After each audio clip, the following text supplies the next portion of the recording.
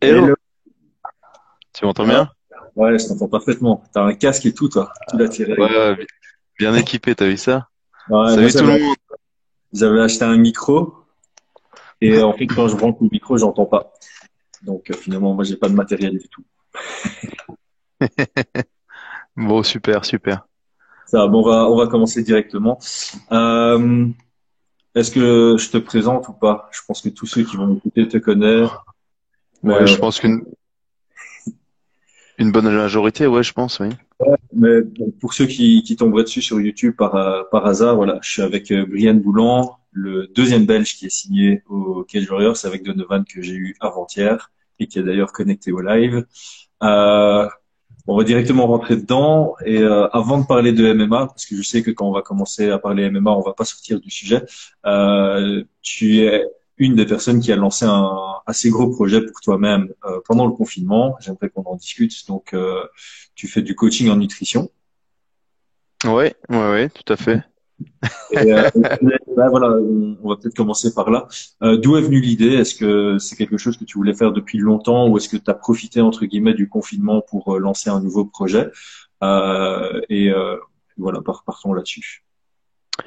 Donc c'est plus par la demande qui a fait que j'ai créé l'offre entre guillemets.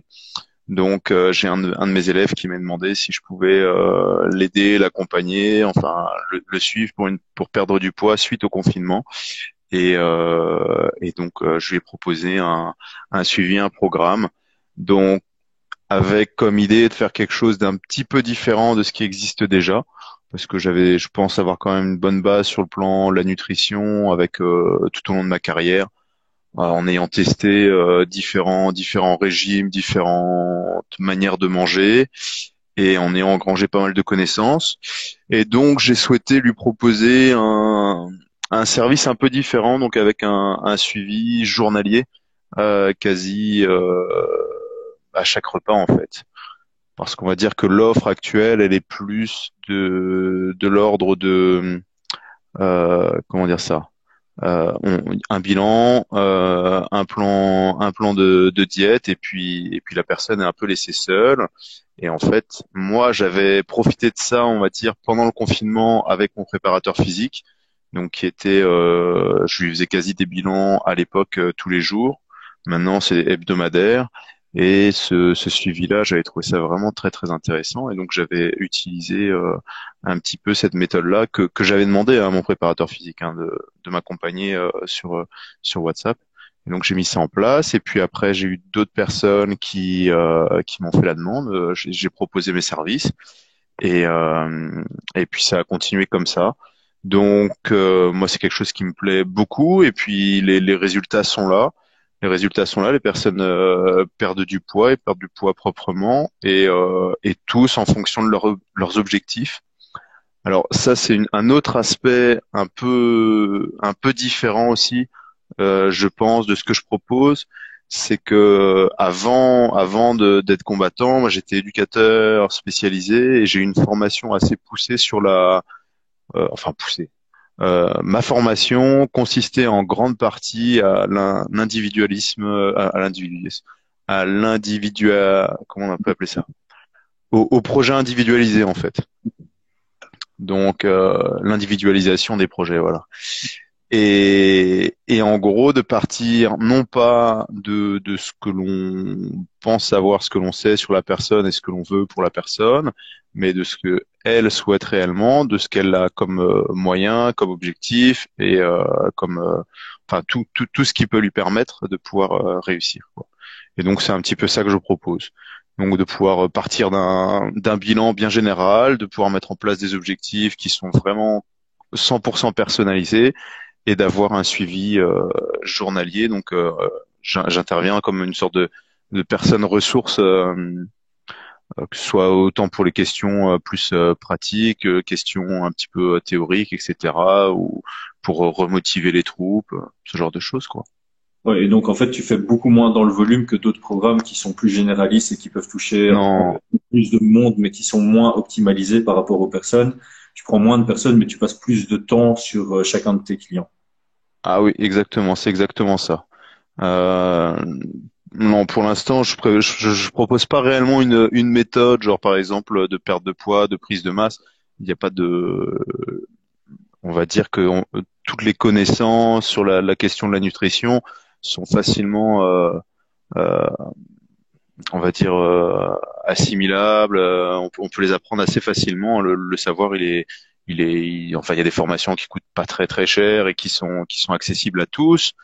Et non, non, moi c'est vraiment le service et que je cherche en priorité. Et puis bah le résultat et que les personnes soient contentes, quoi. Ça c'est on va dire ma priorité avant tout, quoi. Faire une sorte de méthode qui se dirait révolutionnaire, etc. Ouais, il y a toujours possibilité. C'est un marché très intéressant, mais en tout cas c'est pas du tout ce que moi je cherche, non. Et, Effectivement. actuellement, tu as combien de clients? Là, en ce moment, j'en avoir un, 2, 3, 4, 5, 6, 6 ou 7, je pense. Ok. Je tourne entre, je suis entre 5 et 10 personnes que je suis. D'accord. Tu Et as c'est pas, une limite maximale, puisque c'est un service personnalisé, ça prend beaucoup de temps, donc j'imagine que tu veux, peut-être limiter le nombre pour assurer la qualité de l'autre côté. euh, mais en fait, pour l'instant, ça dépend. Il y a en fait, c'est assez variable. Il y a des fois des personnes qui vont demander un peu plus de temps. Donc, on peut même prendre vraiment, je peux les avoir plusieurs fois dans la journée. D'autres personnes qui sont lancées, je vais avoir des retours une fois dans la semaine parce qu'elles sont bien lancées, que ça fonctionne et qu'elles me font un retour, tu vois. C'est, euh, c'est vraiment, tu vois ce que je veux dire? Au niveau du volume, ouais, jusqu'à 10 personnes. C'est clair que si j'ai 10 personnes qui démarrent en même temps, là, ça va me faire beaucoup de boulot parce que, ben, au départ, il faut vraiment s'assurer que tout soit mis en place, parce que l'objectif derrière, c'est que les personnes, elles apprennent aussi, tu vois, elles apprennent à, à continuer seules, à comprendre ce qu'elles font et à garder ça entre guillemets à vie sur la nutrition, hein, qu'elles puissent vraiment comprendre ce qu'elles font, ce que sont que les différents nutriments, en quoi consiste le régime, etc., etc. Donc le départ demande un petit peu plus de d'échange entre guillemets. Ouais, et en fait, toi, tu vas du coup chercher à avoir un roulement parce que les clients que tu as au début, tu les suis beaucoup et puis au fil du temps, mais comme tu dis, ils vont apprendre, avoir la connaissance eux-mêmes.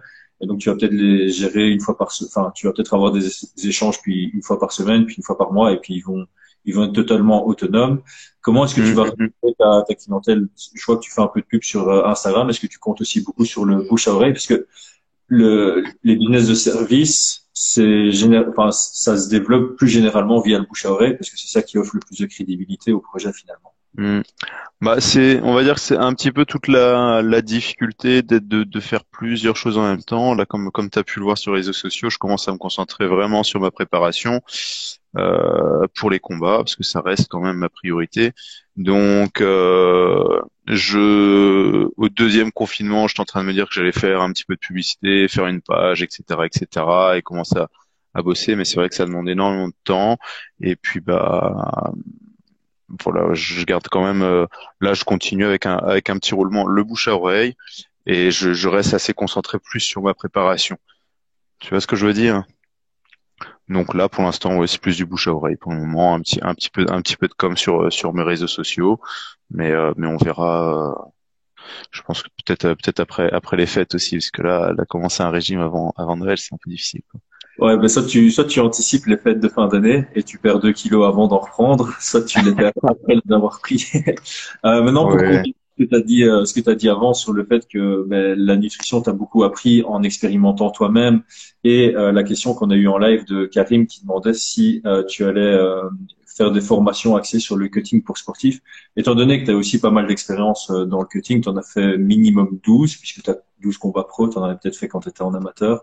Est-ce que ton projet lié à l'alimentaire à la nutrition pourrait se développer aussi dans de l'aide au cutting ou en tout cas à la diète, à l'approche d'un combat auprès de sportifs de haut niveau. Sur la question du cutting, pour l'instant, ça.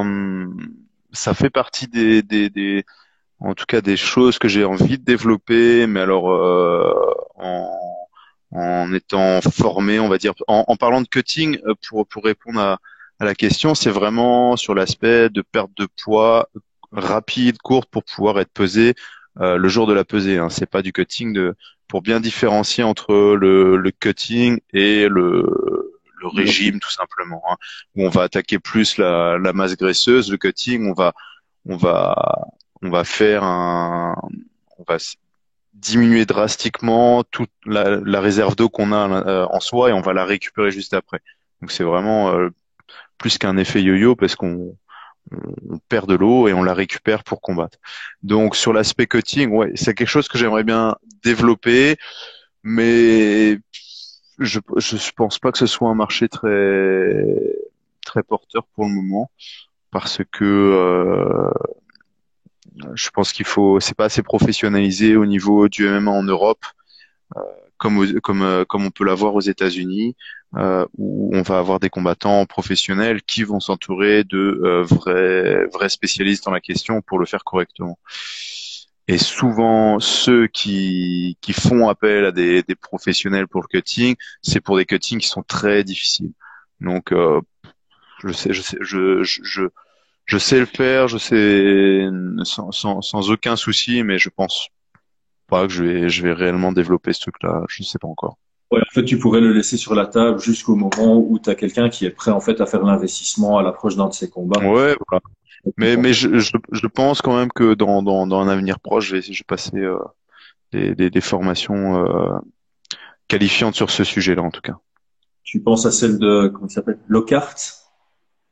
Par exemple, ouais. Ouais. J'en discuterai avec Morgan sur le podcast dimanche parce que je crois que lui, il a fait la certification Ouais, une. il l'a fait, ouais.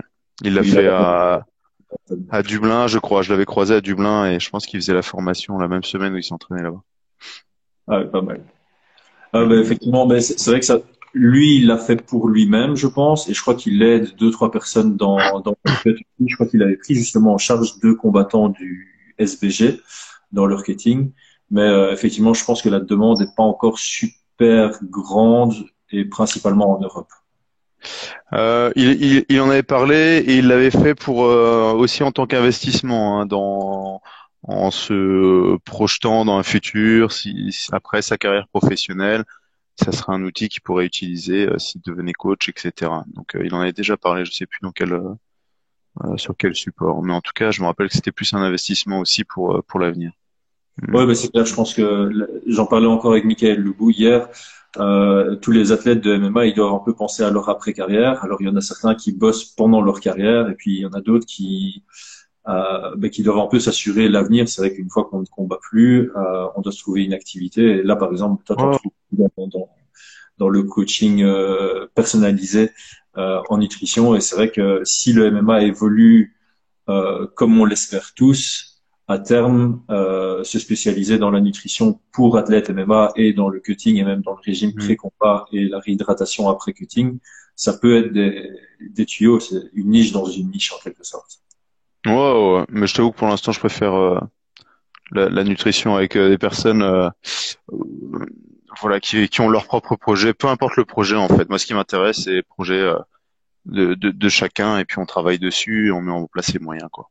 Bah, ce Pas qui est trop chouette spécialisé quoi. avec ceux qui te contactent et ceux que tu prends en charge pour le moment, c'est qu'il y a une réelle motivation puisqu'ils sont venus te demander par eux-mêmes.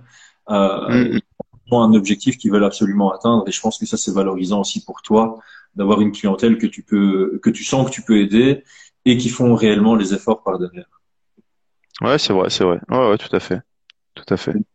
Donc continuons Ça, un peu sur le confinement. Donc tu as lancé ce projet-là pendant le confinement et ouais. évidemment ben, tu continues à te focaliser aussi sur ta carrière. On a eu un premier confinement, puis on est sorti du confinement, tu étais encore légèrement blessé. Et puis là, on rentre dans un deuxième confinement. Comment est-ce que les deux se sont passés pour toi vis-à-vis de ta carrière particulièrement? Alors le tout premier confinement, bah, vous avez peut-être pu suivre un petit peu. J'étais assez appliqué dans ma préparation, plus physique. Donc je me suis bien entraîné. J'étais en très bonne forme physique. Je me suis blessé, je crois, 3, 4 semaines après le premier confinement. Donc j'avais vraiment fait la reprise progressivement, que ce soit dans les sparring, etc. J'ai mon biceps droit qui a lâché. Alors, mon ancien kiné me dit que bah, c'est normal, il y a souvent un côté qui saute, puis 3, 4 ans après le deuxième, parce que il a compensé pendant trop de temps. Ce qui est pas faux, parce que j'ai eu deux enfants entre les... Enfin, pas, je les ai pas portés, mais je les ai portés dans les bras, tu vois, et je portais mes gosses quasi toujours du bras droit, et je faisais quasi tout avec le bras droit, donc je pense qu'à un moment, ça a un peu trop fatigué. Et donc, bah, j'ai eu toute la rééducation. C'est un moment qui a été assez difficile, mais on va dire que moins difficile que les blessures d'avant, en fait, sur l'aspect, allez, on passe à travers, etc. Et donc, le jour, entre guillemets, je crois, c'était le jeudi où j'ai eu l'autorisation du chirurgien pour reprendre à 100% les entraînements. Le vendredi, je crois que c'était le dernier jour avant le confinement, et j'ai fait un entraînement de lutte en extérieur, parce que je crois qu'on pouvait plus s'entraîner à l'intérieur. Ouais, c'est ça. Et puis après, voilà. Donc le deuxième confinement est un peu différent parce que on a le droit de s'entraîner avec un partenaire. Enfin, on a le droit de s'entraîner. On a le droit d'avoir une personne extérieure à sa bulle, enfin à son domicile, à sa bulle, avec qui on peut être proche, tout simplement. Donc moi, j'ai choisi un partenaire d'entraînement avec qui je suis proche et avec qui on fait les sparring, etc. Donc c'est un peu différent. Donc je fais ma préparation physique, je fais mes séances de grappling, de lutte et euh, et de pied-point quoi. Ok, Donc oui. j'ai une préparation relativement similaire à d'habitude. Relativement parce qu'on n'a pas du tout la salle adéquate, mais qui fait quand même le taf.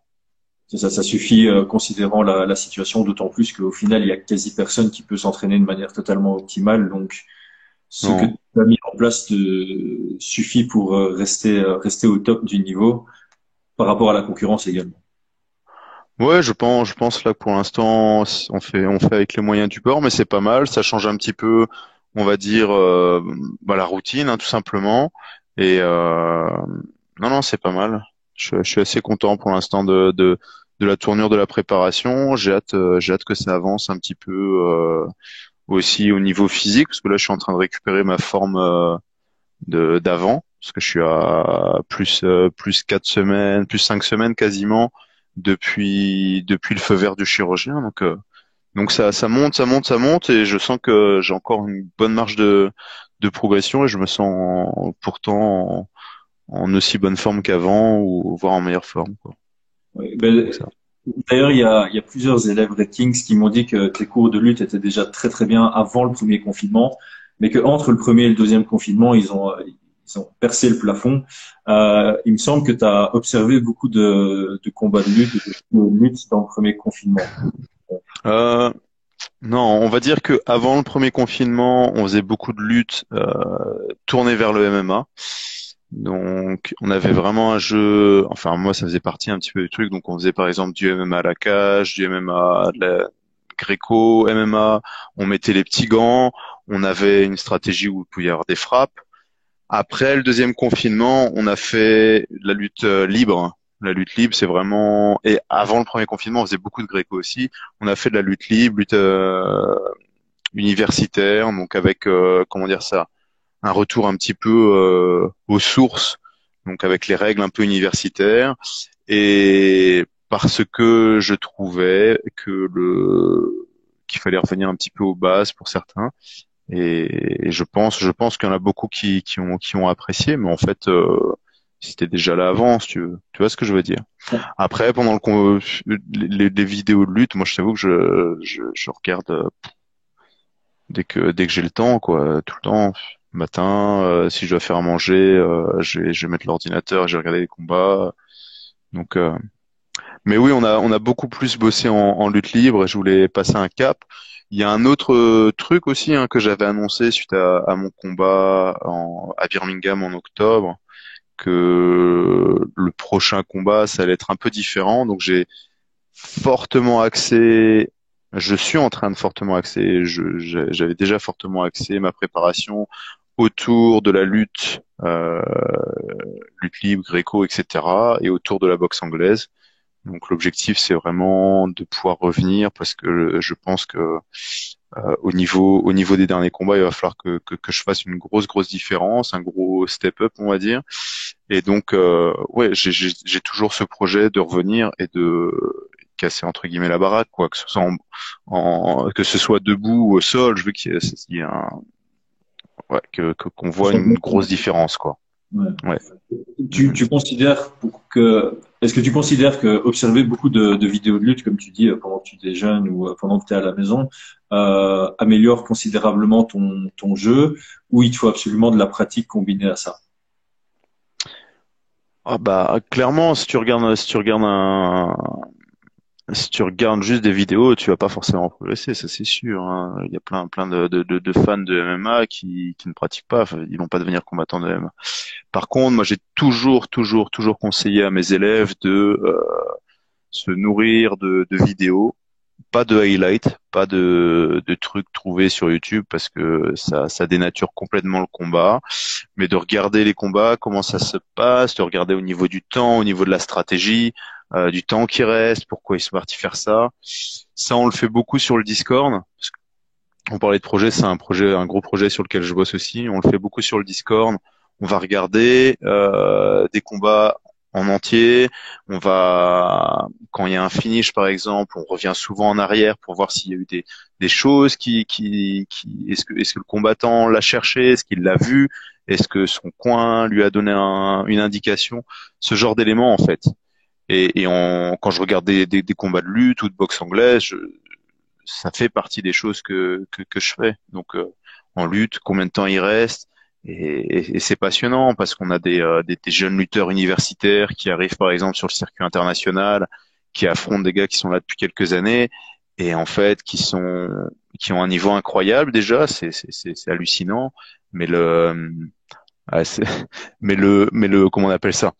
L'ancien entre guillemets, il va être beaucoup plus malin, il va marquer un dernier point et puis il va laisser passer le temps couler ou il va le laisser se fatiguer.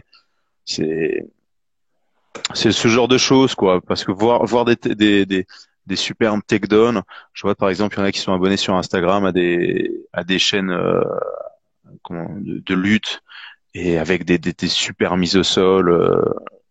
Mais c'est pas la réalité, quoi. La réalité, c'est qu'un combat de lutte, ça peut être parfois un peu chiant, parfois ça va jouer à, à un point, donc ça finit égalité, mais celui qui a eu la supériorité technique va l'emporter. Enfin, c'est beaucoup plus cet aspect-là, quoi.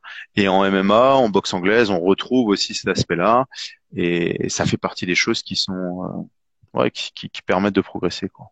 Ben, parlons un peu justement de ton Discord, parce que tout le monde ne sait peut-être pas ce qu'est un Discord. Raconte un peu d'où vient l'idée d'avoir lancé, comment est-ce qu'on pourrait définir un Discord pour quelqu'un qui connaît pas? C'est un genre de forum sur lequel on sait discuter, mais on sait aussi réaliser des lives et analyser des vidéos avec un écran partagé. Ouais. D'où est l'idée de lancer un Discord et est-ce que c'est accessible à tous? Qu'est-ce que tu fais dessus? Raconte un peu le projet derrière ton Discord. Alors le Discord, c'est vraiment un outil donc qui a été créé à la base par les joueurs de jeux vidéo. C'est une sorte de forum euh, où on peut créer soi-même ces petits comment on appelle ça salons. Alors tu as des salons où tu peux que du texte, des salons vidéo et tout. Et donc il y a la possibilité d'avoir un salon vidéo où on peut partager son écran tout simplement. Donc on se retrouve là le jeudi soir et puis je passe des combats soit en fonction d'événements qui arrivent, soit des combattants sur des anciens événements, etc. Des combattants que j'ai envie de faire découvrir ou même que je découvre moi-même hein, dans ce sur cet aspect-là. Et puis alors l'objectif c'est de pouvoir discuter micro ouvert.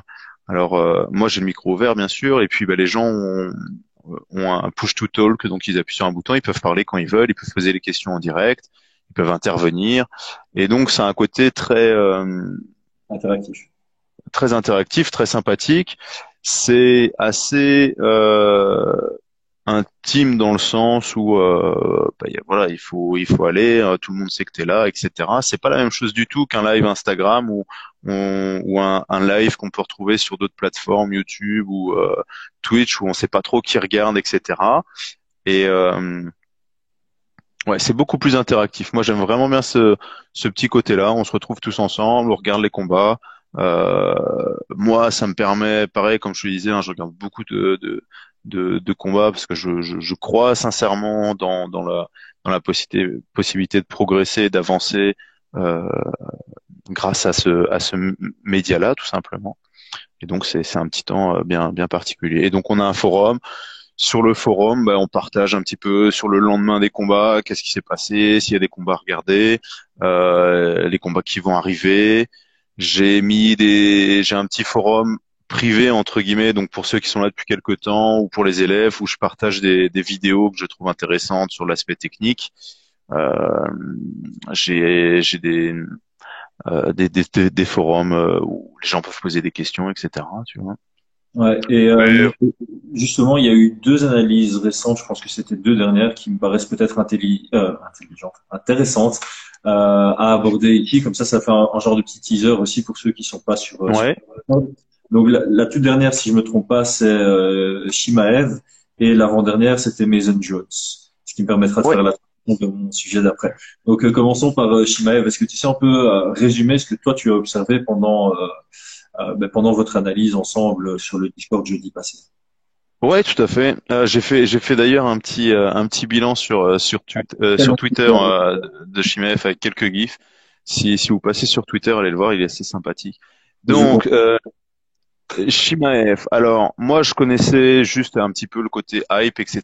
J'avais très rapidement regardé son premier combat contre John Phillips, avec qui j'avais partagé quelques thés à Dublin et quelques conversations. Très très gentil. Et je connais son niveau en lutte et en grappling à John Phillips, donc bon, j'ai pas, voilà, j'ai vu qu'il s'était fait complètement ronger. J'étais plus parti du principe qu'il n'avait pas le niveau face à un lutteur.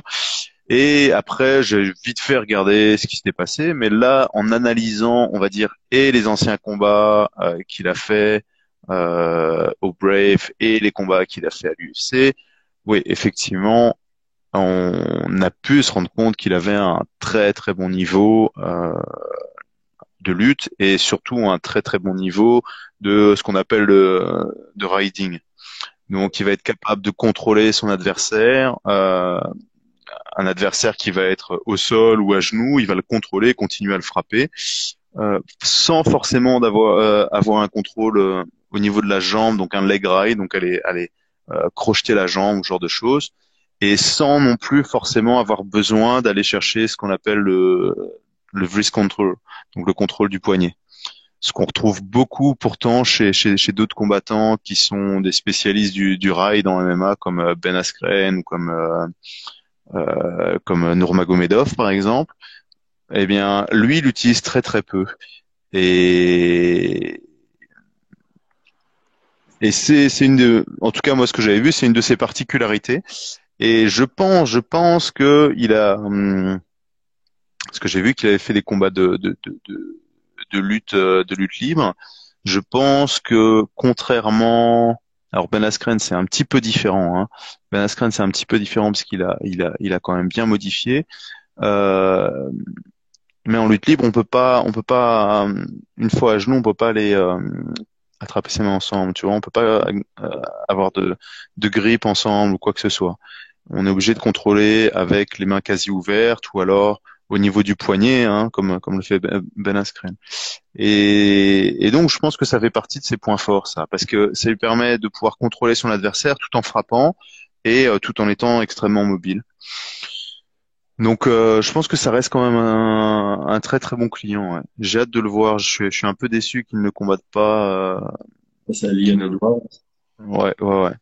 Et Je Est-ce suis un... que, est-ce que tu penses que c'était un trop gros step-up ou tu penses que c'était un combat qui était juste parfait pour évaluer son niveau? Je pense que c'est un combat qui va évaluer son niveau. Je ne le voyais pas forcément gagner, mais je le voyais s'installer, ouais, dans le top 5, 6, 7 peut-être, tu vois. Ouais. Ouais, il a un jeu qui va être très très problématique pour beaucoup de monde, quoi. Ouais, mais c'est ce que beaucoup de gens disent. C'est vrai que c'était assez surprenant de le voir. Je crois que c'est un des plus gros step-up qu'il y aurait eu dans l'histoire de l'UFC d'être unranked et de combattre contre le numéro 3 de la division Ouais, deux fois ouais. à l'UFC. Bon, là, je pense qu'ils l'ont placé dans le ranking en 15e. Mais ils font souvent ça à l'UFC. Dès qu'il y a un combat qui approche avec un peu de hype derrière, ils vont essayer de faire grimper un des combattants dans le ranking. Donc là, je pense qu'il l'avait mis en numéro 15, alors que en sortant d'une victoire sur Gerald Meerkat, tu mérites pas spécialement la 15e position du Non, ranking. clairement, clairement. Après, voilà, je pense que peut-être que en regardant un petit peu le top 20, le top 30, ils se sont dit, ouais, lui, il va le battre facile, etc., etc., tu vois, et puis arriver au top 15. Par contre, clairement, pour le combat suivant, je pense que il y avait des combattants entre le top 10 et sa place qui étaient des combats intéressants, ne serait-ce que pour savoir s'il pouvait arriver bien dans le top 15, ouais. Ouais, c'est clair. Mais je pense que je sais pas ce qu'ils vont faire maintenant que Edwards est annulé. C'est annulé à cause du Covid, donc ils pourraient très bien le déplacer de 2 semaines. Il parle de le déplacer, oui. Après, je crois que Neil Magny a parlé qu'il souhaitait prendre le combat. Ce qui sera un chouette test aussi, en fait. Ouais, ouais, tout à fait, tout à fait. Mm. Un bon grinder, mais je pense qu'il peut. C'est un chouette test, mais il peut vite se faire submerger, je trouve, Neil Magny. Oui, tout à fait, tout à fait. Je pense que ça, c'est un combat un peu piège pour lui. Mm. Ouais, mais en fait, justement, ça montrerait vraiment où se trouve Shimaev dans la division. Mm. Tout à fait. Et du coup, la semaine juste avant, tu avais analysé Mason Jones, Ouais. qui a signé maintenant à l'UFC. Donc, il a été champion Cage Warriors lightweight et il a pris la ceinture welterweight contre Adam Proctor lors de la dernière trilogie. Mm. Et avec l'UFC en toute logique. Quelle a été ton analyse du combat? Alors, tu vois, sur cette analyse, c'est un des gars du Discord, un des élèves qui m'avait demandé si on pouvait faire une analyse de Mason Jones. Donc, on a regardé un petit peu ses combats, notamment celui avec Donovan, hein, qui est un très très chouette combat à regarder. Mon analyse sur le combattant en lui-même, bah, écoute, je pense que je pense que c'est un très très bon combattant. Je pense qu'il va pas forcément faire des grosses grosses vagues à l'UFC. Par contre, c'est un mec qui avance, qui est jeune, qui est stratégique, qui va rester dans sa stratégie plutôt, qui a pas un gros panel technique, qui a une bonne base de lutte qui est correcte, on va dire, et qui progresse pas forcément. Je trouve pas qu'il a beaucoup progressé entre chaque combat, tu vois. Mais ouais, on verra à l'UFC. Je suis assez, je pense que c'est des combattants qui vont à l'UFC, etc. Et puis qui vont faire leur petite carrière. Mais je le vois pas. Où il faudrait vraiment qu'il progresse. Je pense pas en plus qu'à s'entraîner chez Team Alpha Male, par exemple, ça va vraiment lui permettre Ça, c'est un de, cas. de, de, de passer un cap. Non, non, non. Ouais, mais j'en parlais justement avec Michael Legou hier dans le podcast que les combattants très actifs, ceux qui combattent beaucoup de fois, au final, ils évoluent pas énormément parce qu'à chaque fois que tu as une échéance, tu te prépares par rapport à un profil plutôt que travailler Hmm, sur tout à ta fait. propre évolution. Et c'est vrai que je pense que Mason Jones a quand même été très actif. Il me semble qu'il a fait tous ses combats au Cage Warriors. Ses débuts Hmm, étaient au Cage hmm, Warriors. Il a fait toute sa carrière là jusque maintenant. Et ils l'ont réellement fait combattre énormément. Donc c'est peut-être ça qui l'a freiné dans son Ouais, évolution. c'est possible. Ouais, tout à fait. Ouais, t'as raison. Ouais. Moi, en tout cas, c'est vrai que Maintenant qu'il ce a que signé à l'UFC et qu'il a encore rien, il n'a pas encore son combat prévu, peut-être qu'il travaille vraiment sur évoluer et qu'il met encore plus de temps dans son entraînement et son hygiène de vie. On verra en tout ouais. cas. Ouais, en tout cas, moi, je suis assez curieux. J'ai vraiment hâte de savoir quel va être son premier combat, qu'indiquera aussi un petit peu la stratégie de l'UFC vis-à-vis de lui. Est-ce qu'ils vont le mettre directement contre un sérieux client? Est-ce qu'ils vont lui mettre le temps de pouvoir prendre ses marques? Donc, j'ai assez hâte de voir contre qui il va être booké au début.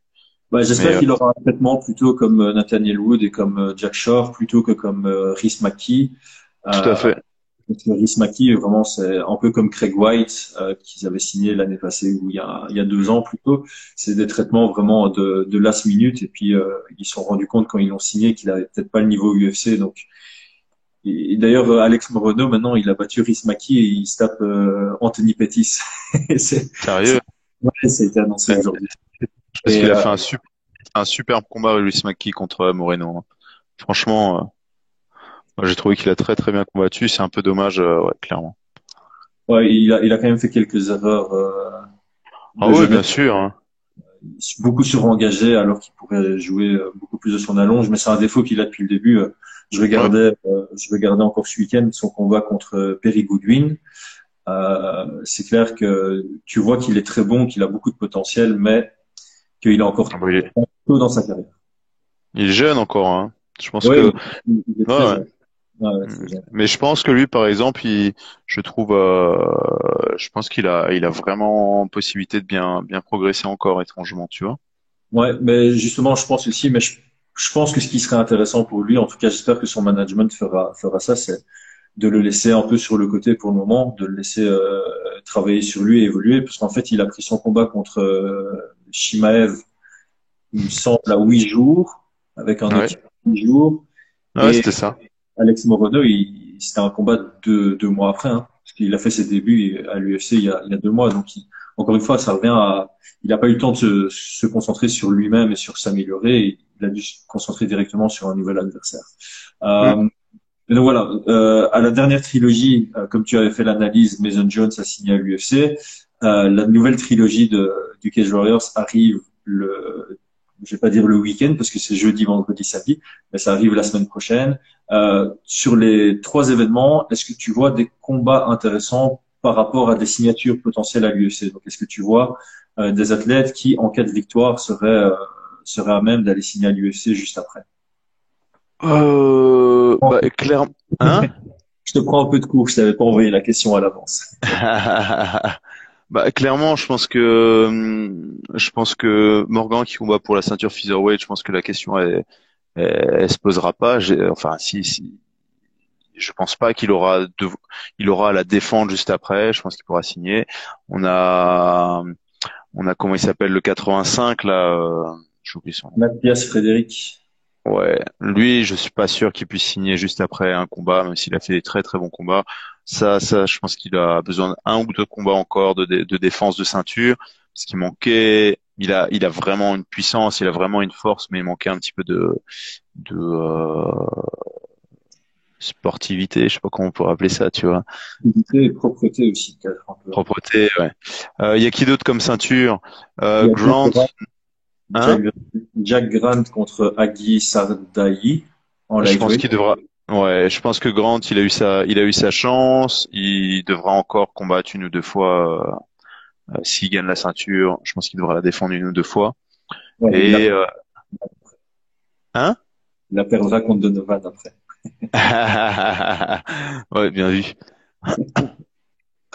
Et On a qui le d'autre? dernier combat pour le titre, c'est ah ben mince alors. Ah oui, ben les flyweights. Ah oui, très très beau combat d'ailleurs. Luke Shanks contre Jake Adley. Ah, par contre, Jake Lee, ça pourrait être s'il gagne ce combat-là. Franchement, je pense qu'il y a possibilité. Champion EFC, c'est ça, hein? EFC, ouais. Champion EF. Ouais, champion UFC, il arrive au Cage Warriors, il gagne par KO contre un ancien champion et pourquoi pas, tu vois.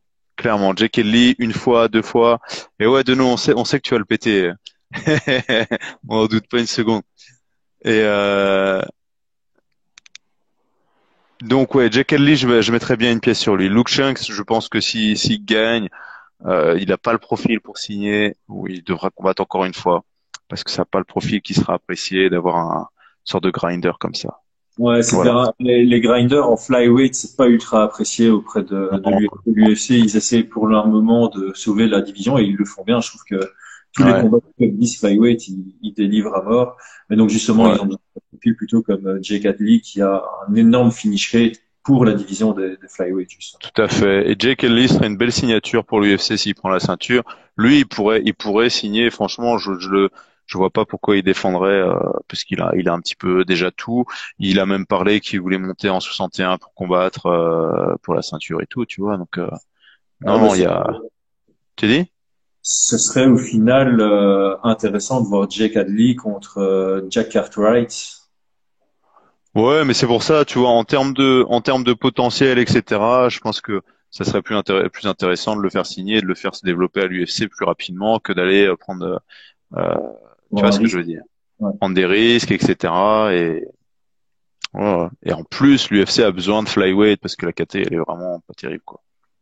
Ouais, bah en fait la division flyweight, j'ai l'impression il y a des chouettes combats, il y a vraiment des combats agréables à regarder, mais une fois qu'on sort du top 5, personne ne connaît personne et ça va directement sur la carte préliminaire. Enfin, il y a pas Mm. d'intérêt réel pour la division, ce qui est assez marrant. Enfin, j'en parlais avec Donovan mardi, c'est un peu comme Leon Edwards. Il y a une vraie qualité dans ce combattant, mais l'UFC et les fans ne le suivent absolument pas et ils semblent pas être réellement intéressés par ce profil.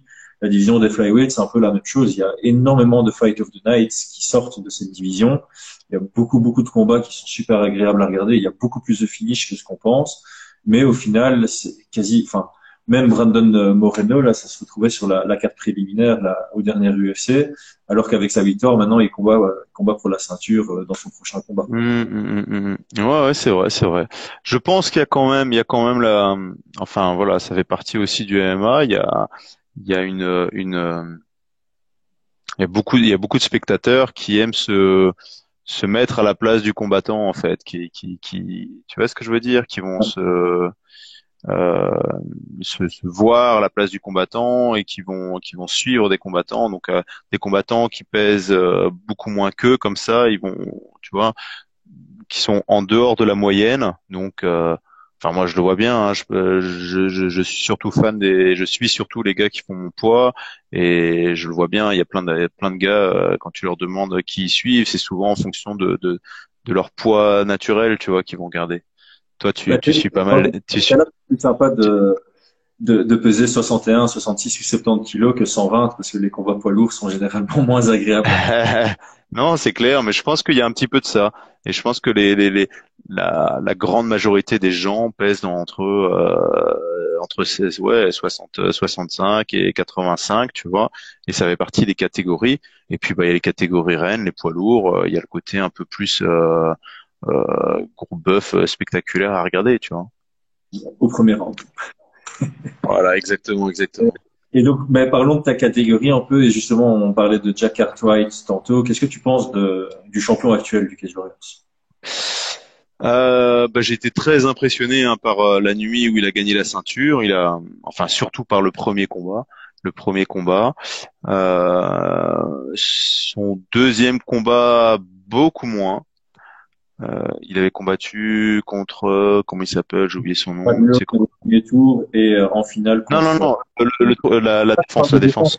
Je parle de défense. Donc, il a d'abord défendu contre Manuel Bilic Hum, hum, hum. et la dernière défense, c'était contre Fanny Gerardo. Bah écoute, moi j'avais été, comme je te disais, très impressionné au départ. Et puis, bah, Manuel Bilic, je me suis rendu compte que voilà, il y avait quand même, il était là, hein, techniquement, il était très très bien. Il se déplace bien, il a une grosse puissance de frappe. Il semble avoir une bonne défense de lutte, mais au sol, ça restait de la défense. Contre le dernier combat, je considère pas trop. Je pense qu'il y avait un trop gros écart de niveau. Tu vois, le combat, il aurait pas dû avoir lieu. Ça voulait pas dire grand-chose. Concernant le tournoi, ben, premier tour, je crois qu'il surprend solidement l'Écossais avec cette droite magnifique. Deuxième tour, il affronte un gars qui a grindé pendant 2 rounds, qui était déjà complètement cuit, et il l'emporte aussi, tu vois. Donc c'est un gars qui est dangereux avec ses points. Apparemment, il frappe vraiment très très fort. Euh, qui semble avoir une bonne base de lutte, ce qu'il en a fait dans sa jeunesse. Mais après, je t'ai envoyé, hein, j'ai vu des vidéos d'entraînement où t'as l'impression qu'il se fait retourner comme une merde au sol et qu'il n'a pas. Ouais, mais c'était dans le teaser des joueurs. Donc pendant toute la trilogie, il passait la même vidéo où Non, il t'es était sûr? interviewé. Mais si, hein, c'était ça, c'était pendant le Ouais. teaser et tu voyais son coach Matt Inman qui était interviewé parce qu'il avait deux combattants qui combattaient pendant la trilogie et effectivement Ouais. dans le fond, tu voyais qu'il se faisait retourner bêtement et qu'il faisait des erreurs Ouais, techniques. à plusieurs fois, tu vois, la première fois, je dis putain, ils sont chiés, ils ont sélectionné juste le moment où il se retrouve en dessous. Et puis la deuxième fois, on le voit tourner, il se fait renverser ou il se fait prendre son dos, un truc à la con, tu vois. Et je dis oh putain.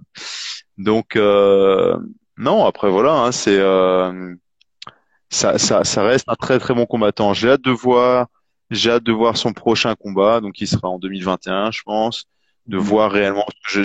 Ouais, voilà, je suis pas encore 100% convaincu, et je pense que c'est aussi une des raisons pour laquelle il n'a pas été signé après sa défense, quoi, tu vois. Ouais, mais c'est vrai que c'est surprenant parce qu'à la base, on se dit qu'il avait un sacrément bon profil. Le gars, il vient de nulle part, personne ne le connaît. Il tape deux KO au premier round, il prend la ceinture. On aurait eu tendance à dire qu'avec une petite défense de titre, il allait signer, mais effectivement, sa défense de titre était, comme tu le dis, assez décevante à la décision, avec en manquement peut-être en gestion d'énergie et en prise de risque. Et effectivement, la toute dernière défense, ben, ça a été fort critiqué, même sur Twitter, je voyais beaucoup d'analystes qui disaient ouais, ils sont allés chercher un adversaire qui a 9-1, mais son 9, c'est que contre des palmarès négatifs. Oui, tout à fait, tout à fait. Et du coup, Euh, t'as pas hâte de voir son prochain combat. Tu penses que ce serait contre Wesley Maia s'il gagne la semaine prochaine? ah oui, oui, potentiellement, je pense que ça sera un combat si Wesley Maia l'emporte, qui a de fortes chances vu l'adversaire qu'ils lui ont proposé, je pense, ouais, que c'est le combat organisé, hein. Après, c'est deux combattants qui sont en train de monter, et c'est vrai que je pense que le Cage Warrior, il préférerait faire signer, faire combattre, Cartwright, puis le faire signer à l'UFC, et puis avoir un profil comme Wesley Maia, et voir s'ils peuvent le monter aussi, tu vois. Ouais, c'est clair. Ou Mais alors il va faire comme en lightweight, c'est-à-dire qu'ils avaient mis Jack Grant contre Jay Herbert. Et je pense qu'ils essayaient d'éviter ça. Mais au final, ils l'ont fait au Cage Warrior 106. Jay ouais. Herbert, et puis il a signé. Enfin, il a fait une défense supplémentaire, puis il a signé. Et maintenant, Mm. Jack Grant a son opportunité. C'est peut-être ce qui se passerait en bantamweight si Wesley Maia vient combattre contre Cartwright. Le vainqueur signe et le perdant devra gagner une fois supplémentaire avant de réobtenir un title shot. Ouais, je pense que ça pourrait être ça. Mais je pense que c'est le combat organisé, ouais, en début 2021, si Maya passe, clairement, clairement. Et alors, en attendant, ben, il y aura ton retour. Est-ce que tu as ton regard sur certains combattants? Je vois qu'à la trilogie, il y a Josh Reed, que tu as déjà battu, mais qui combat contre Gittins, qui pourrait être un profil intéressant, parce que je crois que s'il gagne, il serait à 6-1. Mm. Il y a Fanny Gerardo, au final, qui est signé maintenant en multi-fight deal, qui fait partie de la division, qui a un chouette palmarès et qui est sur une défaite.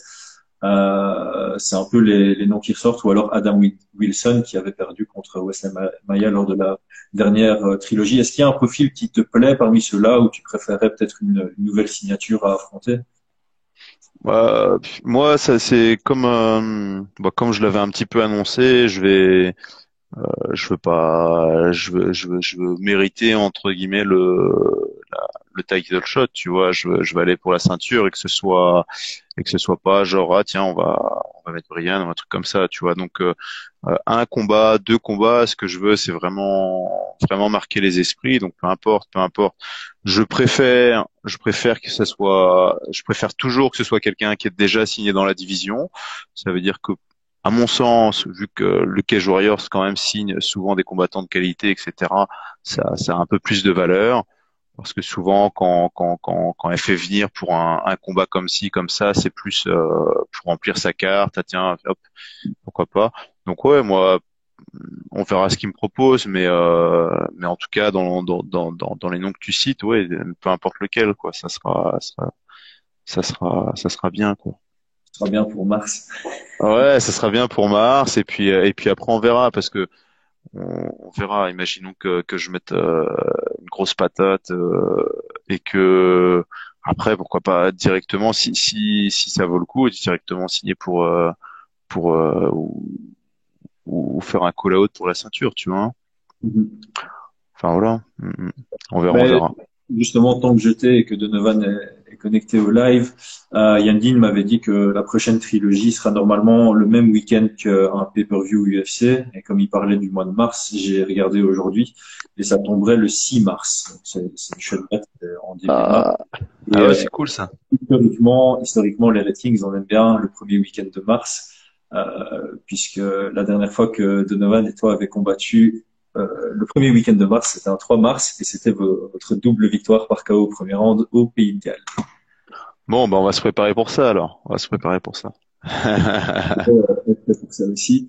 Mais transitons un peu vers l'UFC maintenant. Donc, restons toujours dans la catégorie des bantamweight. Comme Hmm. tu disais, je sais que tu observes beaucoup de combats de ta division, notamment à l'UFC. Est-ce qu'il y a des combattants dans la division euh, que tu aimes observer plus que d'autres, sur lesquels peut-être tu t'inspires un peu, ou en tout cas qui à chaque fois qu'ils combattent, tu vas te mettre devant ton écran pour regarder ça avec beaucoup d'excitation. Euh, je t'avoue que je regarde en bantam, je regarde un petit peu. Je vais mettre une carte et je vais regarder les bantam et puis je vais regarder leurs combats, tu vois. Peu importe où ils sont placés. Après, sur les combattants qui m'inspirent, bah, pas forcément, pas forcément. J'ai, on va dire que j'ai des profils de combattants, mais c'est pas forcément au niveau de la catégorie de poids qui vont m'inspirer, tu vois. Donc je vais regarder, ouais, c'est plus le style, c'est plus la manière de combattre qui vont m'inspirer qu'autre chose, tu vois. Ouais. Donc non, non, sur la KT, moi je t'avoue que quand je regarde, c'est plus pour me dire, ouais, lui, je le battrais, ou qu'est-ce que je ferais, ou, tu vois, c'est plus pour me projeter là-dessus, tu vois. Je les observe plus comme de futurs adversaires. Futurs adversaires. Et dans le top de la division, là, il y a eu un combat qui a été annoncé il y a quelques jours auquel on s'attendait pas, mais maintenant qu'il est annoncé, donc il paraît assez fun, entre José Aldo et Chito Vera. Ouais. De prime abord, qu'est-ce que tu penses de ce combat? Eh bien, je pense que c'est un chouette combat. C'est un chouette combat pour José Aldo, parce qu'il a eu quand même des combats assez difficiles dans cette nouvelle division. Il a tapé directement c'était quoi, le challenger numéro un. Puis il a combattu pour la, hein? C'est contre Piotr Yan pour la ceinture vacante. Bah, juste avant, non, non, avant ça, il a combattu contre Moraes. Moraes avant ça, oui. Donc c'est challenger numéro un, Moraes, non? Oui, tout à fait, oui, c'est ça. Donc voilà, il a quand même combattu du très sérieux dès le départ. Et et puis bah là, Chito Vera qui revient d'une victoire contre il était top 10, Sean O'Malley, non? Il l'était à ce moment-là, oui. Donc je pense que c'est bien, je pense que c'est bien, je pense que ça va permettre de pouvoir situer José Aldo. Est-ce qu'il fait vraiment partie du top 5? Est-ce qu'il fait plus partie du top 10, top 15?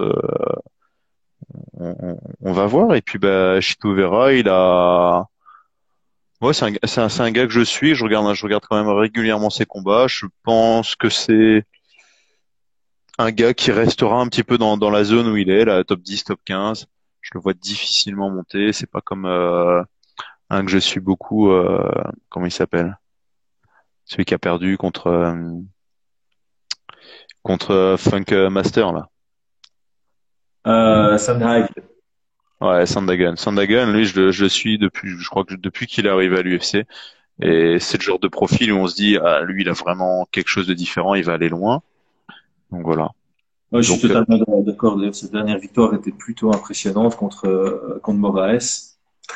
ouais, ouais, ouais. Et c'est assez violent. Mais en fait, par contre, ça ferme un peu la division puisque Funk Master a été supposé combattre contre Piotr Jan et pour des raisons personnelles, le combat est annulé. Donc du côté du Mhm. champ. Et maintenant, ce qui est difficile, c'est que Sterling est clairement le contender numéro un. Et l'autre qui sort du lot, c'est Sandhagen qui a perdu en 38 secondes. Ah, Sterling, donc ça ferait bizarre que le combat se reproduise, même si on pourrait mettre l'argument que ils ont combattu à l'Apex, donc c'était dans la petite cage, ce qui est un avantage pour Sterling. et que éventuellement, s'il réorganise le combat dans une plus grande cage, ça pourrait complètement changer la dynamique du combat et mettre plus d'avantages du côté de Cory Sandhagen. Ouais, tout à fait. Après, on va dire que moi je comprends Sterling qui puisse, enfin, il a déjà battu Sandhagen et il peut s'asseoir quelques mois pour avoir sa chance au titre contre Peter Yan. Je pense que Sandhagen entendrait tout à fait l'argument, tu vois. Oui. C'est donc bon bah ouais, la division elle est un petit peu bloquée clairement. Ouais. Après on Bah, va voir. moi, le seul truc qui pourrait se passer, c'est que effectivement Sterling attende pour Piotr Jan et qu'en attendant, on mette Cory Sandhagen contre Frankie Edgar, qui vient de battre Munoz dans ses débuts en bantamweight, et ça définirait le contender d'après, mais ça risque de se finir en file d'attente, tout ça. Ouais, c'est clair, c'est clair, c'est clair, c'est clair. Maintenant, il faut Mm. voir les raisons personnelles de Piotr Jan, si ça le met de côté pendant 6 mois ou plutôt 3 mois. À mon avis, c'est plus court, parce qu'en général, des problèmes personnels, c'est pas une blessure, et voilà, en général, je pense que ça peut aller relativement vite de les faire Mm. passer. Ouais, tout à fait, tout à fait. Mais c'est vrai que cette division, elle est quand même, moi je la trouve très impressionnante. Hein. Tu vois, chez les Bantam, c'est vraiment deep. Ça va, franchement, le niveau est assez incroyable, quoi. C'est clair. Et Mais TJ Dillashaw qui doit faire son retour, et je crois que ça ne saurait tarder. ouais, ouais, ouais, tout à fait. Il va bientôt arriver, et ça aussi, ça va être vraiment terrible. On va avoir des combats à Sandhagen Dillashaw, ça serait énorme, par exemple, pour son retour, tu vois. Et ce serait magnifique. Ce genre de dynamique là, ça risque d'être feu d'artifice tout le combat, tu vois. Ah, ça, c'est Donc, potentiellement, les fans de technique, ça peut potentiellement être le genre de fight of the year. mm, mm, mm, mm. Non, non, non, ça reste une très très bonne division et puis il y a des nouveaux talents qui arrivent et qui montent très rapidement dans le top 5, top 10, comme on l'a vu avec Peter Yan. Donc on va dire que les cartes elles peuvent être battues en quelques mois. C'est pas comme certaines divisions où ouais, les contenders sont vraiment durs à monter et à, et à concurrencer le top 3, tu vois. Ouais, bah, c'est vrai qu'on a eu beaucoup de divisions dans ce cas-là, notamment l'UFC quand quand ça tournait entre Stipe et Daniel Cormier. C'est clair que tu voyais que c'était le top 2 et que personne ne pouvait aller les embêter. Avec John Jones, on avait pareil. Hein. John Jones était champion et puis les 3-4 qui le suivaient, ils étaient inatteignables par rapport à ceux qui étaient juste en dessous. C'est vrai qu'il y a beaucoup de divisions comme ça, et les divisions plus ouvertes sont toujours plus chouettes à regarder, genre featherweight, bantamweight, lightweight et welterweight. T'as toujours l'impression que le numéro 6 est déjà capable d'aller décrocher la ceinture au champion. Tout à fait, ouais. Mm. Dans les UFC qui arrivent, est-ce qu'il y a des combats qui t'excitent particulièrement? Ouais, bah, le retour de McGregor, clairement. Contre Dustin Poirier, ça fait partie des combats ouais, qui m'ont toujours plu. Euh, ouais, j'ai vraiment hâte de voir un petit peu parce qu'il est un petit peu, comment dire ça? McGregor est assez incroyable, mais il est pas très fiable, on va dire, dans sa prépa. Donc, c'est toujours comment va passer sa préparation, tu vois. Donc, entre ce qu'il partage et, et la réalité, et puis ses coachs qui disent il est incroyable, j'ai jamais vu comme ça, tu vois, on sait pas si c'est du bluff ou pas, tu vois. Non, j'ai vraiment hâte. Par exemple, le retour contre Cerrone, je m'attendais pas j'avais super hâte, tu vois, mais je m'attendais pas forcément à grand chose, et au final, il est revenu encore même si les gens ont dit ouais, Cerrone il est vieillissant, mais pour moi, il était dans une autre dimension encore, tu vois.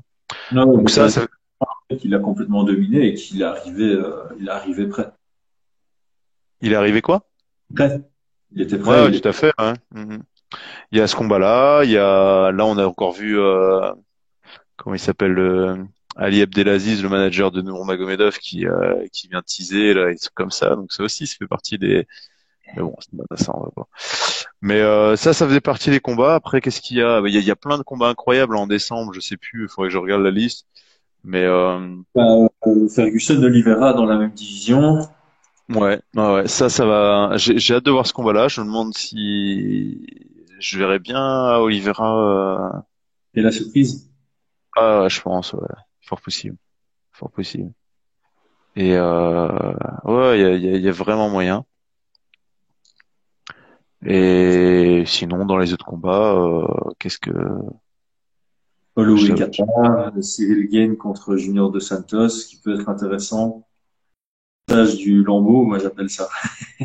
ouais, non, pas forcément. Mais en tout cas, c'est le prochain combat là début 2021. Ouais, je suis très très Mm. intéressé, très intrigué quoi. Ouais. Et puis bah il y a le mais là pour l'instant, c'est plus le Cage Warriors de la semaine prochaine là qui j'ai hâte, tu vois, m'installer. Ouais, j'espère qu'il n'y aura pas trop d'annulations comme au dernier, à la dernière trilogie. Si je me trompe pas, il y a eu 4 combats annulés. Oh, bah, il y a de fortes chances hein, qu'il y en ait de nouvelles, tu vois. Ah ouais, il y a de fortes chances. En Mais même temps, parce que sinon ça ferait trois de suite. Ça ferait mal ouais, pour lui. ça serait catastrophique, ouais. Là où je me dis qu'il a une petite chance, c'est que si le combat est annulé à cause de Perry Goodwin, il y a Paul Hughes qui combat contre Vucenic. Et je crois que l'un comme l'autre pourrait mériter d'avoir un title shot au final. Ils sont tous les deux enfin, Paul Hughes est invaincu, il est sur 3 victoires au Cage Warriors, 100% de finalisation. Et Jordan Vucenic est sur 2 victoires d'affilée, mais dont la dernière sur Steve Aimable. Donc, Ça va être un terrible combat, ça aussi, hein. ouais, ouais, ouais. Ces deux combattants-là, ils sont vraiment à suivre de près. Paul Hughes, il parlait, euh, moi j'avais entendu parler de lui à l'époque parce qu'il trouvait pas d'adversaire avant de signer au Cage Warriors. Et puis son adversaire là, il a fait très bon combat, Steve Ammap qui était qui a combattu pour la ceinture, etc. Ouais. Non, Et, ça va être un solide combat et c'est très très chouette que Cage Warriors aurait pu organiser ça. Mm. ouais, et ce week-end, j'ai revu Steve Aimable contre Perry Goodwin, et la décision est incompréhensible. Je me rappelle que j'avais été choqué en live, et là j'ai revu le combat et je promets, je comprends pas. Je comprends absolument pas la décision. Donc voilà, pas Attends, pour mentir. parce que Perry Goodwin qui l'a emporté, c'est ça, hein? C'est ça, il gagne à la décision, mais franchement, j'ai regardé le combat sans le son pour pas être influencé par les commentateurs, et clairement bah, il prend deux fils le troisième round. Je sais pas comment on peut argumenter différemment, et il prend deux fils le deuxième, et le premier est relativement serré. Donc c'était vraiment bizarroïde comme décision. Et d'ailleurs, tu vois, Perry Goodwin, au moment de la décision, il applaudissait. Marc Goddard avait même pas son bras. C'était sûr et certain. Et puis, Marc Goddard, Ah ouais. il le met vainqueur et il en prenait pas lui-même. C'est assez marrant comme, enfin, marrant. Si tu te mets à la place de Steve Aimable et de son équipe, tu trouves pas ça marrant du tout. Non, Mais non, clairement. c'était assez marrant. Ah, faudrait que je regarde, mais je pense que de toute façon, on va le regarder la semaine prochaine sur le Discord, parce que je prévois de faire un petit Discord comme j'avais fait avant la trilogie pour connaître un petit peu l'adversaire de Morgan et, euh, et pour voir un petit peu ce qu'il vaut, quoi. Donc, bah, j'ai déjà vu quelques-uns de ses combats, mais j'ai pas vu celui-là. Je me rappelle plus de l'avoir vu. Je l'ai peut-être vu, Ouais, mais comme les 3 combats vraiment à analyser, c'est au final les 3 derniers. ouais, Il y a ouais, ouais. Maki qui est chouette à analyser parce que on voit un Maki qui rentre un peu dans le jeu de Perry Goodwin. Ah, et puis stratégiquement, il a été incroyable au premier round, Perry Goodwin, hein. Ouais, ouais, clairement. Et bien justement, ça montre les erreurs à ne pas faire en fait. Mm. Le combat contre Steve Aimable, ben, c'est le plus récent, et en fait on voit un Steve Aimable qui vient exactement avec la stratégie qu'il doit appliquer contre Perry Goodwin. Il manquait peut-être enfin, je vais pas trop analyser maintenant. On fera ça la semaine prochaine. Ouais, Théo. Mais justement, c'est un bon teaser. Donc, si vous voulez la suite de l'analyse, on se retrouve la semaine prochaine sur le Ouais, Discord de Brian à ouais, 21h30 ouais, ouais. ou 21h30, le temps que je couche les gosses. 21h30. Bah écoute, on va ah non, je voulais clôturer là-dessus, mais j'ai une question que j'ai complètement zappée, et en fait j'aime bien la poser, surtout pour les combattants plus jeunes qui écouteraient. Moi, j'avais notamment écouté un podcast de Forrest Griffin qui était passé sur le Joe Rogan. Et Ouais. du coup, il avait posé cette question de si tu pouvais retourner dans le passé et donner quelques conseils à toi il y a 10 ans, quels seraient ces conseils? En fait, je trouve ça assez sympa parce que c'est des conseils que des jeunes combattants peuvent directement appliquer dans leur carrière sans faire, entre guillemets, ces erreurs. Donc, si toi, tu avais l'opportunité aujourd'hui, avec tes connaissances actuelles, de partir 5 ans en arrière, de boire un café avec toi-même d'il y a 5 ans, quels seraient les conseils ou les guidances que tu donnerais? 5 ans en arrière ou je peux aller 10 ans en arrière? Va 10 ans, fais-toi plaisir.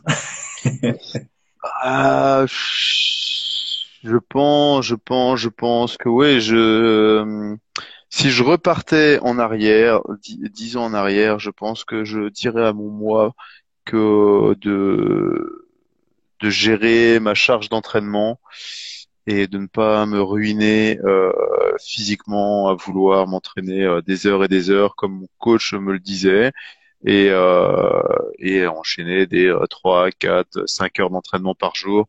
C'était complètement stupide, c'était contre-productif, tu vois.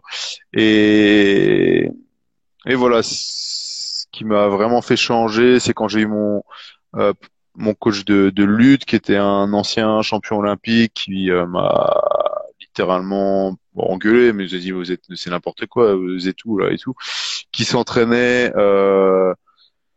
2 fois 45 minutes par jour ou enfin c'était complètement programmé, tu vois, 1 heure le matin, puis 20 minutes après ou des trucs comme ça. Et moi je dis mais il y a pas le temps de tout faire et tout, tu vois. Et en fait maintenant c'est ce que je fais beaucoup moins. Certains sont des fois étonnés, genre ah ouais tu fais que ça et tout. Et maintenant je fais 2 heures, 2 heures et demie par jour, mais avec 5, 6 heures de repos entre chaque. Et je pourrais monter un peu plus, hein, mais dans ce cas-là, il faudrait que je sois à 100% en préparation. Mais en tout cas, ça serait le conseil que je donnerais. Donc, gérer et son alimentation et son repos, parce que pour pouvoir enchaîner plus de 2 heures d'entraînement par jour, il faut quasi 2 jours complets de repos et minimum 8 heures de sommeil. Et pour pouvoir passer le cap des 3 entraînements par jour ou 3 heures d'entraînement par jour, il faut pouvoir se placer des siestes, tu vois. Mhm. Donc on a des athlètes qui arrivent à s'entraîner de 9 à 10, puis ils rentrent, ils font une sieste de 20 minutes, ils mangent, ils vont s'entraîner de 13 à 14, puis ils rentrent, ils font une sieste, puis de 18 à 19, tu vois, par exemple. Mais ça veut dire que leur journée, enfin, c'est pas une vie non plus, hein. Tu t'entraînes, tu manges, tu dors, tu t'entraînes, tu manges, tu dors, et, euh, et tu peux, oui, enchaîner 3, 4, 5 heures d'entraînement. Mais tu peux te permettre ce genre de choses vraiment dans des périodes bien précises, quoi. Donc ça, c'est ce que je me dirais, moi, il y a 10 ans, est-ce que je dirais à beaucoup d'autres si vous avez la chance de pouvoir vous entraîner toute la journée, euh, gérez votre charge d'entraînement et faites ça correctement, quoi. Ben, en fait, tant qu'on est sur le sujet, du coup, à quoi ressemble une semaine d'entraînement? Enfin, à quoi ressemble une semaine globale pour toi?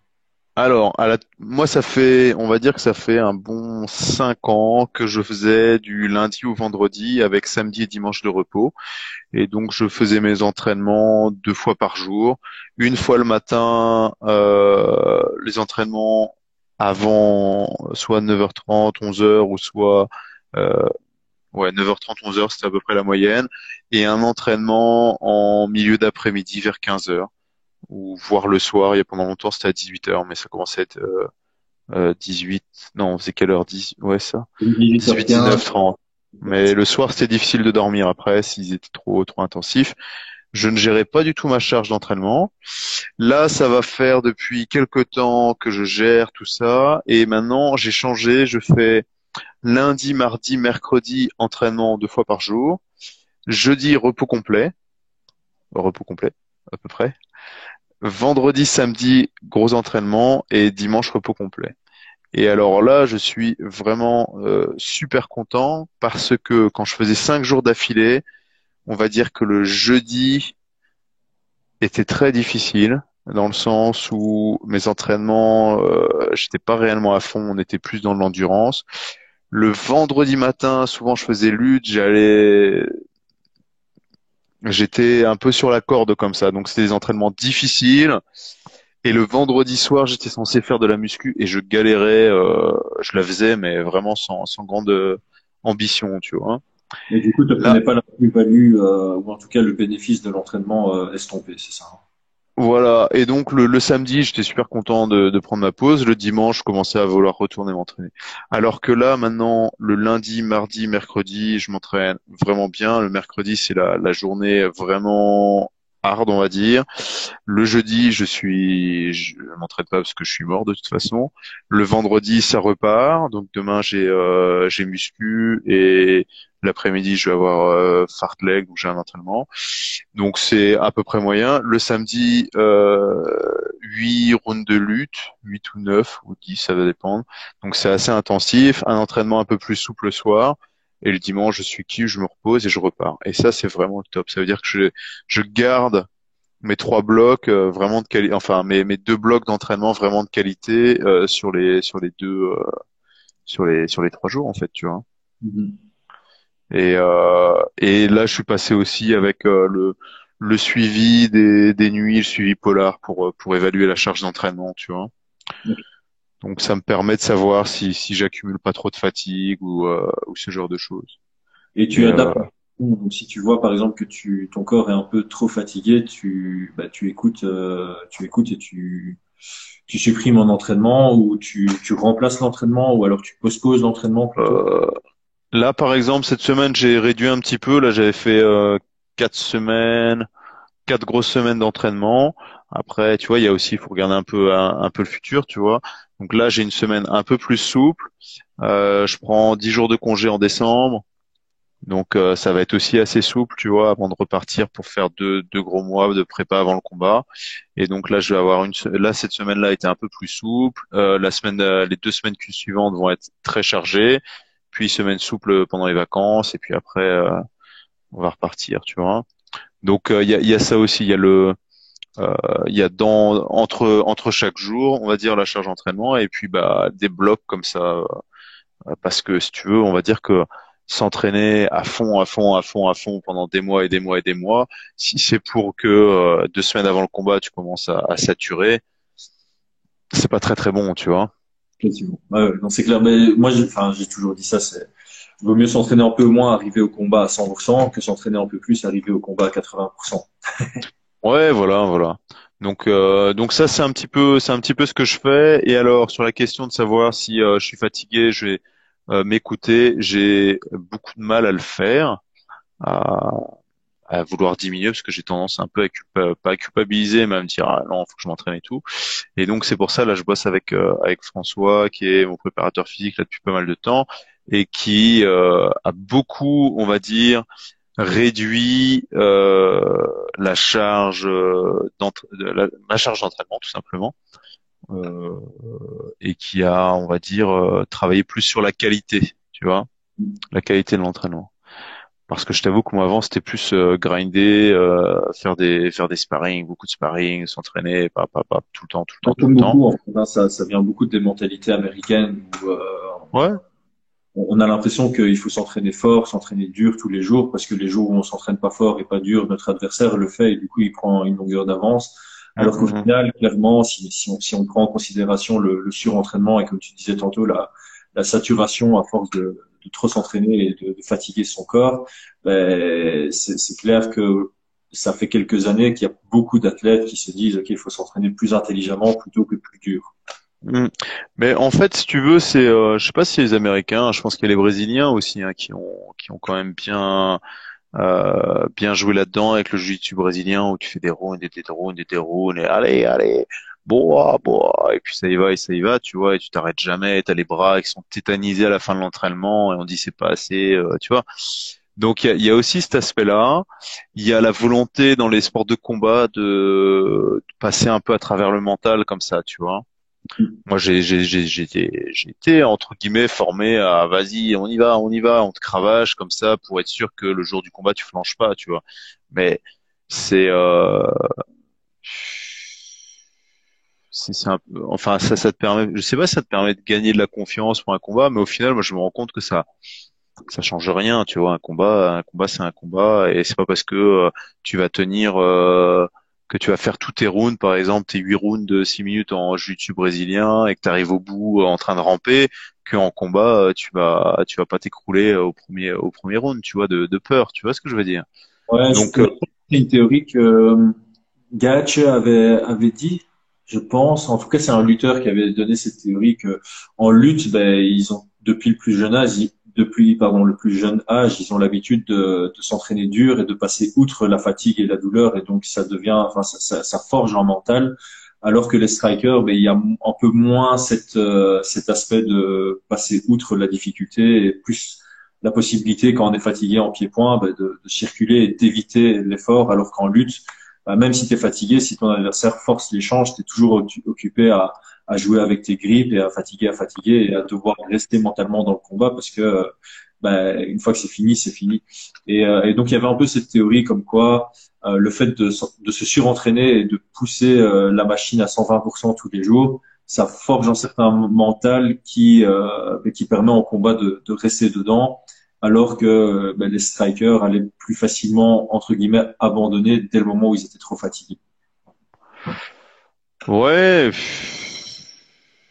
sais pas, je pense, tu vois, par exemple, il y a eu un super combat qui s'est passé la semaine dernière en lutte, je sais pas si tu as vu, entre Valencia contre Jordan Burroughs. T'as pas vu ça? Je l'avais pas vu, non. Je connais de Et nom les. Saïd Valencia, en fait, fait un très très bon début de combat. Il mène contre le double champion, champion olympique et double champion du monde, Jordan Burroughs.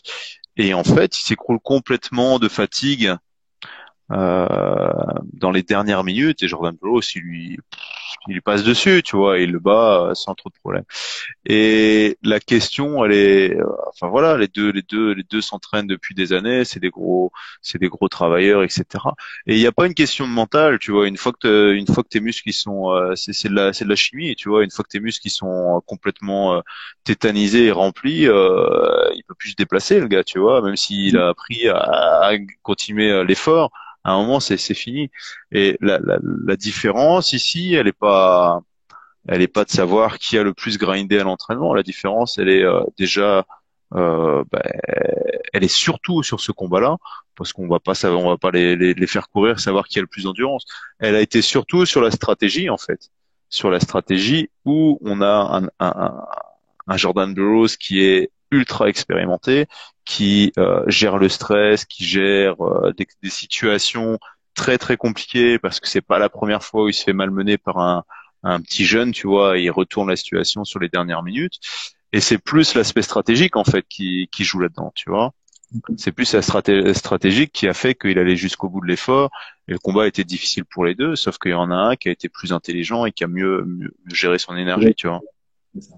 Ah, c'est vrai qu'on en parle Et, souvent que et il y a beaucoup d'exemples de combats où il y a un combattant qui est un peu craqué et on parle souvent de cardio, mais la réalité c'est que a priori tous les athlètes, en tout cas à l'UFC par exemple, ils ont le cardio nécessaire. C'est plus une question d'expérience et de ouais, voilà. Et puis après, s'accrocher quand on n'a plus de cardio et faire tout un combat en s'accrochant, en se disant oh je vais pas perdre sans faire sans taper ou des trucs comme ça. Voilà, enfin, c'est pas le plus important. Mais en tout cas, sur autant dans un combat, la question de la gestion de l'énergie que dans la préparation, ben au final maintenant, elle est devenue importante dans ma préparation. On va voir un peu les fruits de ça avec le temps. J'espère que ça va porter ses fruits, tu vois. Mais en tout cas, je pense que c'est une nouvelle approche, une nouvelle manière dans mon entraînement de gérer mon énergie en fait toute la semaine et de bien récupérer, de bien dormir, de faire attention, de réduire pour pouvoir surcompenser au niveau de ma prépa, au niveau de mon cardio. Et ouais, ça fonctionne plutôt bien sur les valeurs sur mes valeurs.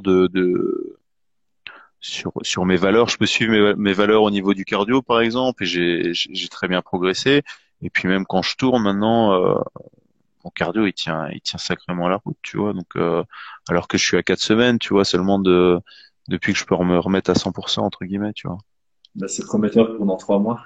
Ouais, ouais, j'ai vraiment hâte de voir le résultat et je pense que ça va être complètement différent en plus de ma première saison au Cage Warrior, clairement. Je j'attends beaucoup de moi, on va dire, tu vois. Et Ouais, je pense qu'on est beaucoup hâte. pas attendre de toi, mais attendre de te revoir dans la cage. Ouais, mais tu vois, c'est bien de revoir quelqu'un dans la cage, c'est toujours bien, mais j'ai pas envie de revenir juste pour revenir. Tu vois ce que je veux dire? J'ai envie de me dire, ouais, première saison, c'était vraiment cool. J'ai fait un bon, c'était quoi, 4-1 sur la première signature. Là, je commence avec une défaite. Je me casse les couilles parce que c'était un sale combat, tu vois. Mais je pense on va Vaut viser mieux. à refaire la même chose, tu vois, avec un peu plus de chaos et de finish. Lise, hein. Mais écoute, on va clôturer sur cette note Top, positive. top. Et on se retrouve du coup, on va faire la pub pour ça. On se retrouve la semaine prochaine sur ton Discord en live pour étudier Perry Goodwin qui rencontrera 2 jours après Morgan Charrière en main event de la trilogie en fait, parce que Mm, c'est mm, mm. clôture. On touche du bois, si tout va bien. Et en tout cas, Ouais, merci ouais. d'avoir tout partagé sur ce live avec moi. Pour ceux qui sont arrivés en retard ou qui ont manqué en bout, je le publie demain sur YouTube et sur SoundCloud. Bon, bah super. Merci pour l'invitation. C'était un plaisir de partager cette petite heure avec toi et puis avec vous qui êtes passés. Merci, merci à tous d'être venus sur le live. C'était chouette. Super. Allez, bonne soirée, hein. Allez, ciao. Ciao, ciao.